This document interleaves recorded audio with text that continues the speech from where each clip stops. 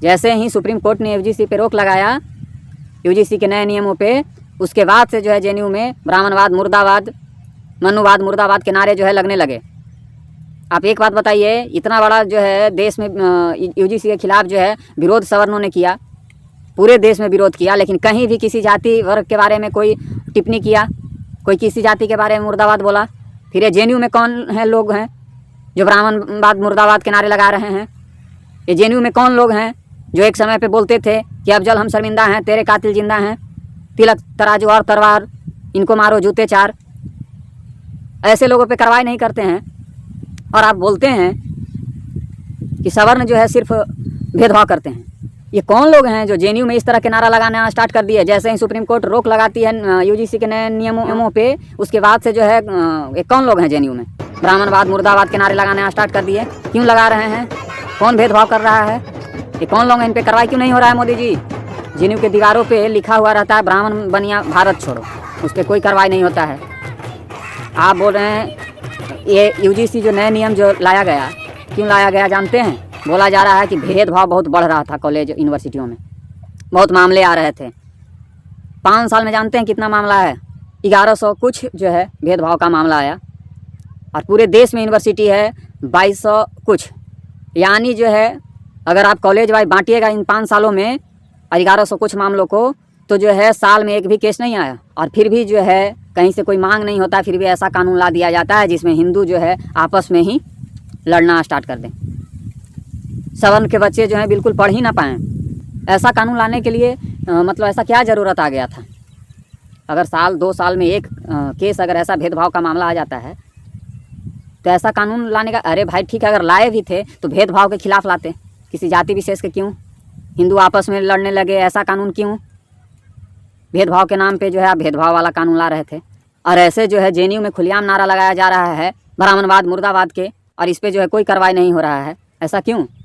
इतना बड़ा जो है विरोध प्रदर्शन यूजीसी के खिलाफ जो है पूरे देश में हुआ, सवर्ण लोग किए, लेकिन कहीं से किसी जाति के बारे में कहीं से कोई टिप्पणी नहीं किया गया, किसी जाति के बारे में, किसी वर्ग के बारे में मुर्दाबाद का नारा नहीं लगाया गया। फिर ये जेएनयू में कौन लोग हैं जो इस तरह से नारा लगा रहे हैं? इन पे कार्रवाई कब होगा? हिंदू तोड़ने वाला कानून ला दिए आप मोदी जी, कैसे ला दिए समझ में नहीं आ रहा है। आप तो बोलते थे एक रहोगे तो सेफ रहोगे। देखिए यह जो है मामला जो है ये आरक्षण का नहीं है, किसी को आप दे दीजिए किसी को नहीं दीजिए तो कोई बात नहीं है। ये मामला जो है सुरक्षा का है, कानून का है, न्याय का है।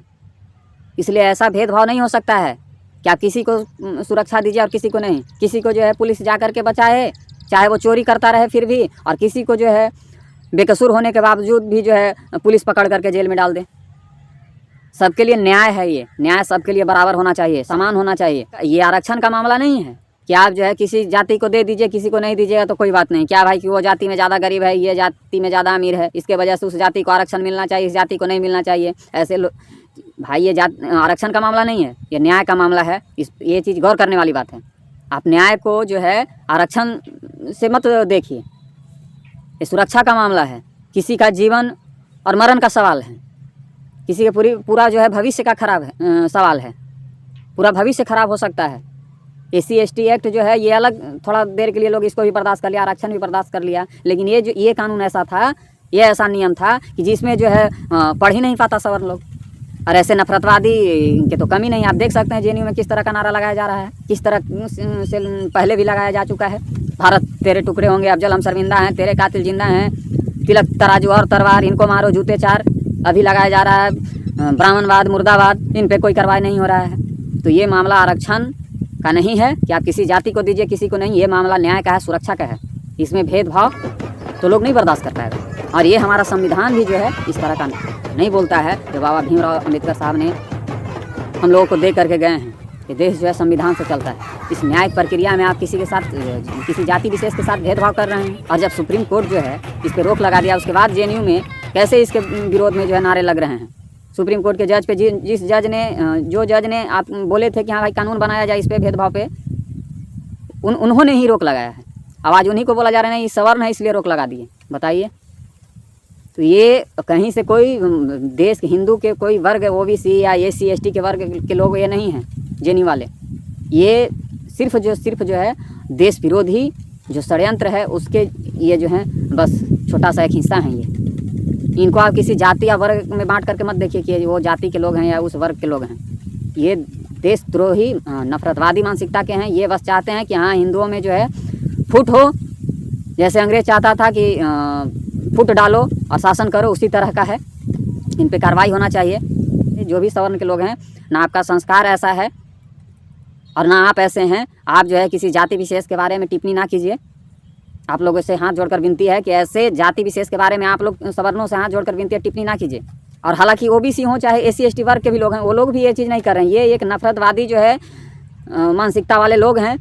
ये देश विरोधी ताकत हैं जो षड्यंत्र के तहत जो है इस तरह का माहौल बनाना चाह रहे हैं कि आपस जानबूझकर जो है इस तरह का माहौल बना रहे हैं सोशल मीडिया से लेकर के जेएनयू तक में कि जो है आपस में हिंदू लड़े।